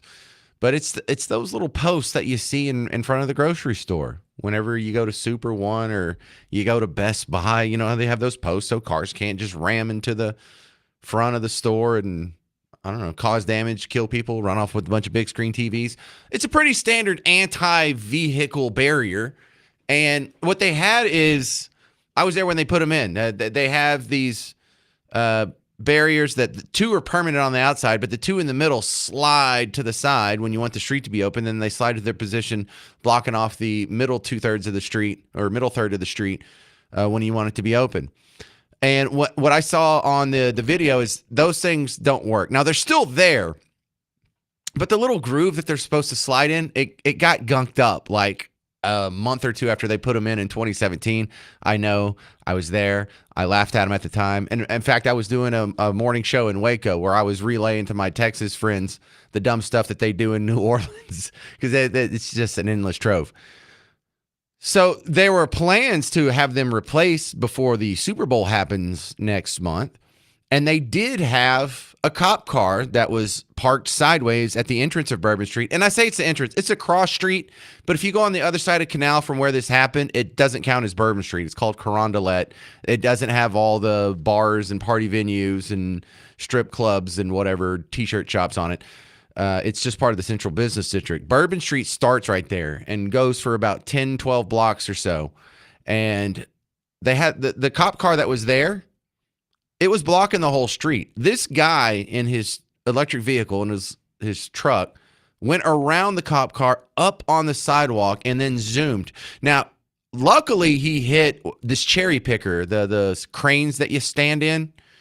He hit one of those in the first block and he didn't even make it. He barely made it past where the barricades would have been had they been operational and working. And so most of the people that he killed were on the sidewalk before he even got to where the barricades are. So even if you had proper barricades, you'd still probably have 10 people dead and a similar amount injured. I mean, it would have done bare minimum to solve the problem. And even if they were there, he could have just gone down one block to Royal Street, or the other way is Dauphine Street. The next street over is Burgundy. It's spelled Burgundy, but they pronounce it Burgundy. Why? I don't know. But when you see the complaints about the barriers that they had in the road, they have the little signs that are supposed to block off the road.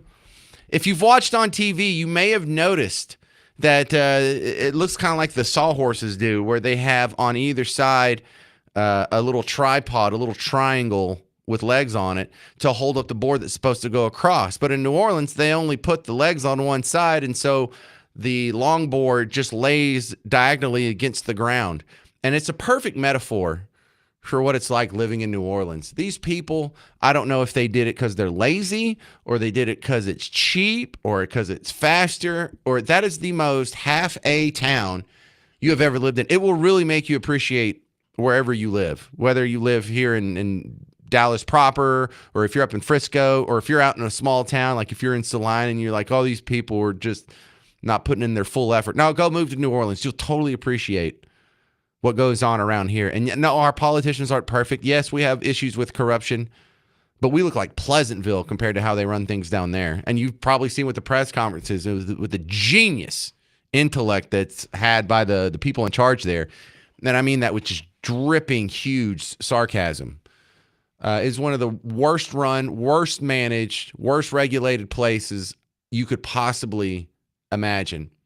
And so the scary part about this type of attack, though, is that you really can't stop people from taking their car and just driving up on a sidewalk and killing people. There's no gun control. There's no laws. You can't just barricade up all the sidewalks. So really, if you want to get to the bottom of this, how do you stop these people from getting radicalized? Is there something you can do to minimize the number of these people that are in our society? I understand he was an American-born citizen, went through the Army. How did his parents get here? Because that's not a classic American name. It was, if we had stricter immigration protocols, could this have been prevented?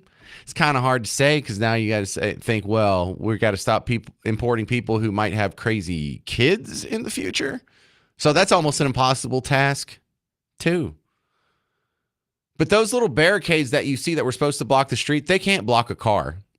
My previous guest said that little wooden barricades, they're not made of wood. They're made of plastic. Those boards that go across, around here, they're made of wood. When you go to New Orleans, they're made of corrugated plastic. You know how like cardboard is corrugated, and then you have the campaign signs in everyone's yards, it's corrugated plastic. The industrial version of that, it's just a little bit thicker, and then they double side it, and then they put the little diagonal reflective orange stripies on it. But the legs on the side, those are thin plastic too. It's like when you go pick up Fisher-Price My First Road barricade. You bought them at $5 and below. You bought it at Big Lots. That's how flimsy these things are. That is not for security purposes. That is simply just for the basic warning sign that this road's closed. And you know what happens in New Orleans? It's like going to Mexico. They have laws, but they're really more like suggestions. You know how many times I've been in New Orleans, I've just been to a street that was closed, and I get out of my car and I move the barricade, and I drive through and I put the barricade back. I didn't do that because I'm some kind of awesome rebel and I just live by my own rules. It's because I saw 100 other people do it before me. These things are just suggestions out there. So as the information keeps coming in, we'll keep passing it along. If anything comes in this last half hour of the show, I would love for you to hear it from me first, because I am really interested in this accomplices situation. Because there is a big world of difference between one guy going crazy and trying to cause some damage and finding 4 other sympathetic people. That was the scary thing about here in Garland, where they had the Prophet Muhammad cartoon contest, where some dude came to shoot it up. No. 2 dudes came to shoot it up. Yeah, there wasn't just one. There was 2. So the coordination is of an issue. And then there's also what other shoes are going to drop that we're not going to hear today or tomorrow, but we're going to hear a week from now or a month from now or 2 months from now. Because like the Prophet Muhammad cartoon contest, there were some handler FBI agents that were talking to these guys that were a couple cars behind them in traffic all the way over here and actually showed up at the shooting, and their FBI handlers booked when it went south. Does this guy have FBI handlers? The terrorist that was supposed to blow up the one fountain place down here in downtown Dallas, the big place that looks like a slide, in like 2011, he had FBI handlers that handed him the big button to mash to blow it all up. Did this guy have handlers? Was he coerced into this? Is this like another Gretchen Whitmer thing that actually he hit the gas pedal and made it happen? I don't know. 800-288-9227. I really am asking you. 800-288-9227. Right now, your guess is as good as mine. Coming up next, you're going to hear about the number one New Year's resolution this year, every year, getting in shape. I'm going to ask Dr. Chalmers about it. He looks like Hercules. You might want to ask him about how to get in shape, not ask me. You'll hear from him in about 6 minutes on The James Show. It's News Talk 820 WBAP, now on FM at 93.3.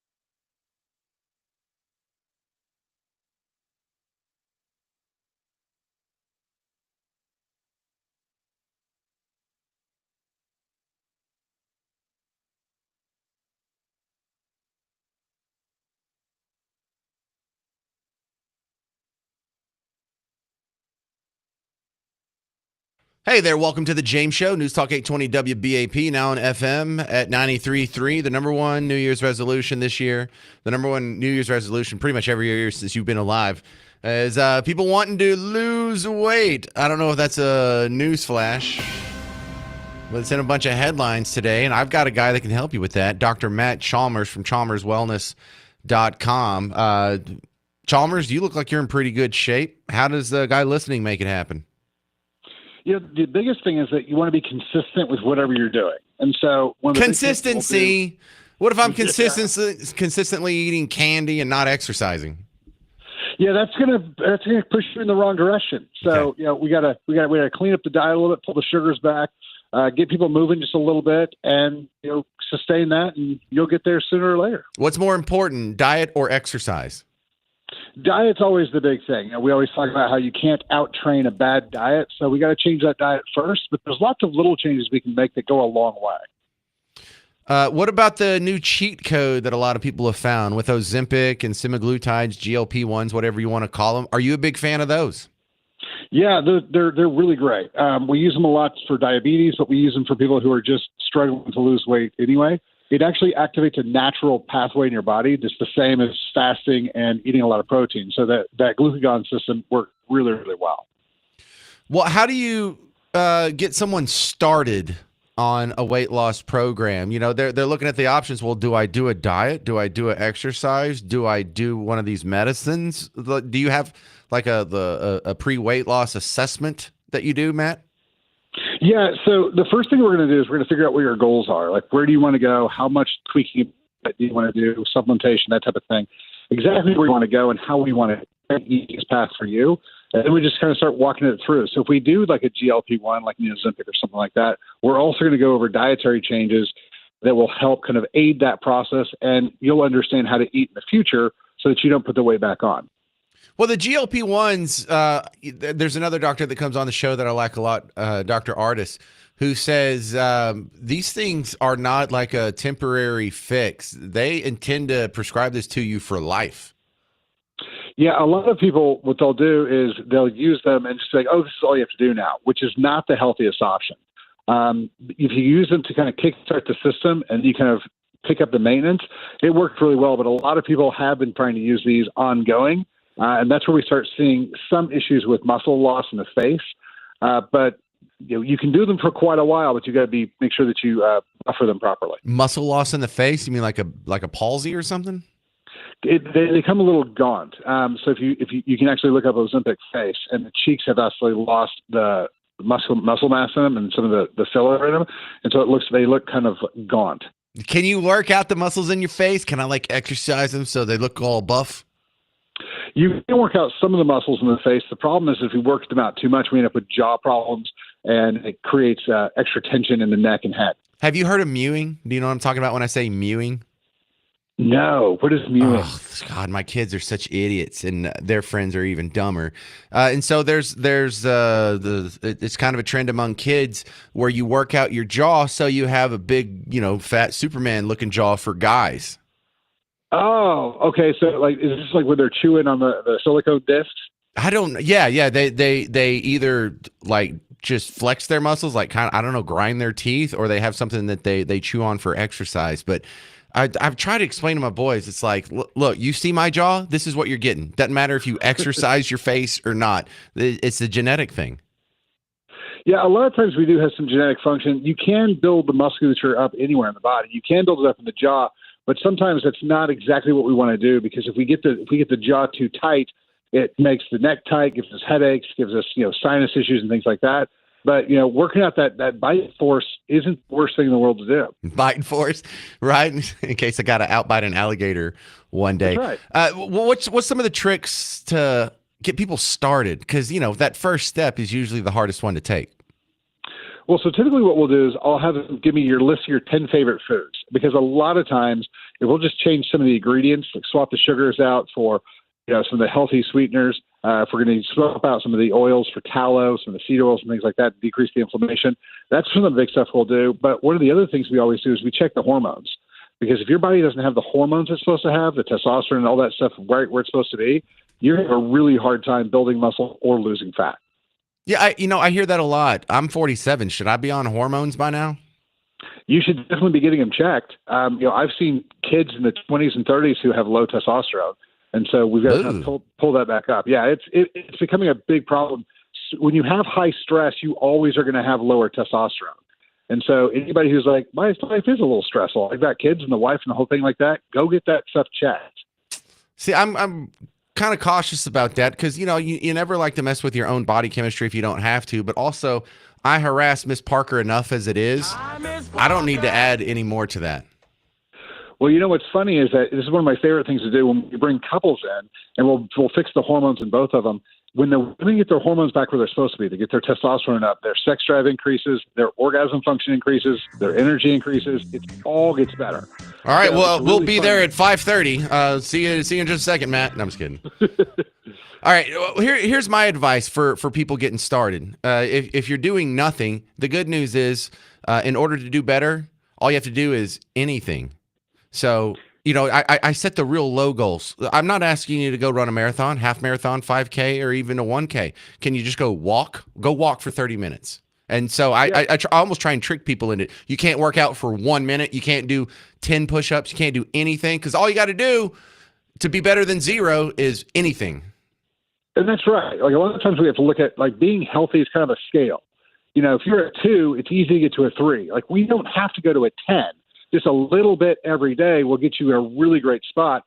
And if you pick the stuff that fits your schedule and fits your life, you can get a lot healthier over the course of a year. All right. So what's the secret food that helps people deal with a low calorie diet? So a lot of protein is going to be the best thing for you. So it activates the glucagon, so we have that fat burn. It helps lower glycemic levels, so your sugars come down. So adding the proteins in is going to be really, really great. I'm a big fan of steak. I always tell people, like, you live in a big meat machine. Giving your body meat is good for all the way through. If you look at the nutrients that are in steak, it's one of the best things you can put in your body. All right, I got to real quick before we get out of here. Bob asked, he says, I'm trying to get my son to stop popping his knuckles so he doesn't get arthritis in his 30s. Is there a connection between popping your knuckles and getting arthritis? Not really. We haven't seen any real connection to that. A lot of times what will end up happening is that people who have tight hands because their forearms are too tight, they'll end up with arthritis, but it'll feel like their hands are tight because they don't balance the musculature. All right. Fantastic stuff. ChalmersWellness.com is his website. If you need help, one of the amazing things, he was at the James Show meetup. You were talking to a guy about getting rid of his diabetes. Can you do 30 seconds on that? Yeah, diabetes is actually a lot easier to get rid of than people think. What the chemistry of it is that if we can just bring down the sugars you're consuming, your insulin levels start to come back down. You can actually reset the hormonal system by just changing, just the sugar levels. So, like, we'll put people through a tighter, lower glycemic or even a keto diet, and it fixes it really easily. ChalmersWellness.com. You hear that, Mom? Thank you, Dr. Matt Chalmers. Happy New Year. Happy New Year, sir. Bye. All right, 800-288-9227, 800-288-9227. Stick around, and in 4 minutes, you're going to hear my New Year's resolutions. If you have one you'd like to add, 800-288-9227. I'm James Parker. It's News Talk 820 WBAP, now on FM at 93.3.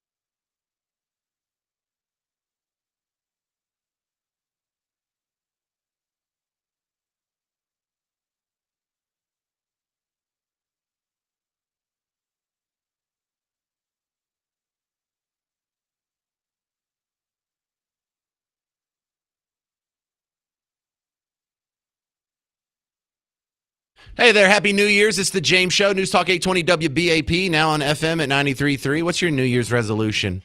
800-288-9227. You got one segment left to get it in. 800-288-9227. Let me give you a few of my New Year's resolutions. And I know the first one is probably the easiest to guess, and it's kind of a hack move, but it still exists. And it's a good one. Get in better shape. Now, I say that specifically because I'm not on a weight loss bit here. I don't really need to lose weight as much as I need to convert some of this squishy weight into the more firm weight. I would actually be happy if 12 months from now the number on the scale was exactly the same. I just need to transfer some of this from flab to muscle. But I think I'll never ever be as in shape as I was when I was in college. I may never have a six-pack again. I definitely don't have one now, and I'm pretty far from it. But I can do better. And so that's really, don't hold yourself to some difficult goal like I want to lose 100 pounds or I want to look like Kate Upton when I'm in a swimsuit. Or how about you just be better than you are now, right? Just improve. Steps in the right direction. So I like to word my New Year's resolutions in a way that seems achievable, palatable. You know what I'm trying to say.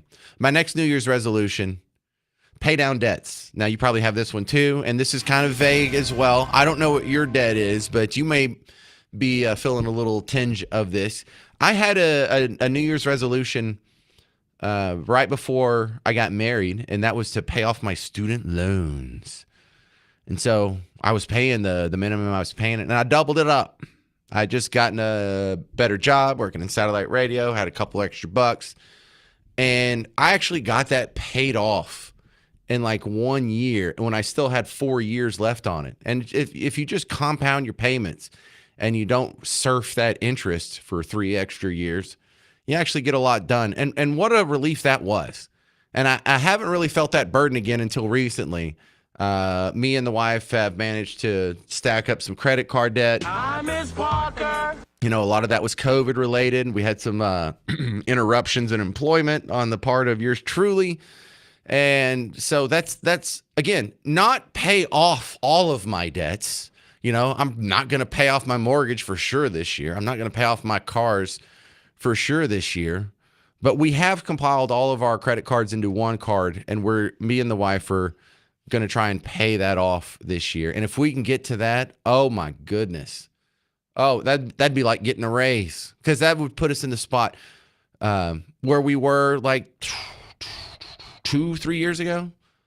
Yeah, 3 years ago, right before we moved back to Texas, we had paid off all our credit cards, and we both had cars that were paid off. And boy, I got to feel what that was like for like 2 or 3 years. And it was like, what a good feeling that was. I would like to get back to that, or at least get closer. Now, the next resolution is something you can kind of relate to. Just plug in your job here, but I want to grow this show. That's my next resolution. But that easily translates to whatever you're doing for your career, you would like for it to do a little better in 2025. So for me, that counts as growing the show. If you're a salesman, this could be like growing the amount of business you're doing with your existing clients, or adding on some new clients. And you're probably beholden to the same thing most businesses are beholden to. Like for me, growing the show means I would like to get better ratings, which means more people listen to the show. I would like to do more with events, because that's another money-making opportunity, but also promotion and public relations and keeping sponsors happy. And the third part of that is sponsors. And really the most important one, you know, if I had a good 10, 15 sponsors that were buying endorsements from me, and every commercial I came on, I was like, hey, you need a new car, go to this Chevy place. Or, hey, you need a new house, call Bob Lavelle. Or, hey, you need a new car, or whatever it is. If I had a sponsor every segment and I was making tons of money like that, it wouldn't matter as much what my ratings are. I could be in last place, but if I'm making money hand over fist, I get to keep this job. So, man, the sponsors are so huge. So if you're looking for a place to spend your scarce, very important sponsor dollars, promotion dollars, spend them here, man. I want to keep this job. And then my last resolution This is the least important one for me personally, but it's the most important one for Texas and more specifically North Texas as a whole. I just want to do everything I can to turn public perceptions against DART. Not that I'm necessarily, want to undermine DART as much as I just want to expose what it really is. All I have to do is tell the truth about DART. All I have to do is invite you to go stand next to some tracks and tell me how many of these trains go by that are completely empty. Go stand at a bus stop and see all the buses that pull up that are pretty much empty. There's like 4 people in it all damn day. All these other ridiculous public works programs where we're going to spend $24 million renovating a theater because Frank Lloyd Wright drew the blueprint for it, even though it's losing money hand over fist. I mean, all of these public works programs, whether it's an art installation or the new convention center that they're going to be building for $4 billion downtown, these are all thinly veiled crony socialism. And I like crony socialism. What's that? You know how people use the term crony capitalism? Well, they got it backwards. It's not like the rest of us live under socialism, except for a couple of well-connected cronies, and they get to have capitalism. That's what they call crony capitalism. It's actually crony socialism, where the rest of us have to work and get paid and get rewarded based on the merit of the job that we do. But a few connected cronies, they can just get millions of money that was taken from you to what? To refurbish the theater, to hang the lights at the new convention center, to run the buses, to run the trains, to run the public libraries, all these things, the theaters, the trains, the libraries, the scooters, the art installations, it's all got to go. And if I can get public perception just eased in the right direction, this could accumulate over a few years. And one day my dream could come true. And finally, the easiest resolution that I've had every year, don't get arrested. Sounds simple, kind of a big deal. And you may think, well, have you been arrested before? No, but I'm not ruling it out just because I made it the first 47 years of my life without getting arrested. I'm not guaranteed to make it another year, so I got to keep my head on a swivel for that one. Not that I'm running around breaking laws, but people get arrested every day. So that's my resolutions. Thank you for letting me share them with you. Stick around for the whole year. I need to do better. I did okay. 2024 is my best year ever. Not good enough. I'll see you tomorrow. I'm James Parker. This has been The James Show. News Talk 820 WBAP, now on FM at 93.3.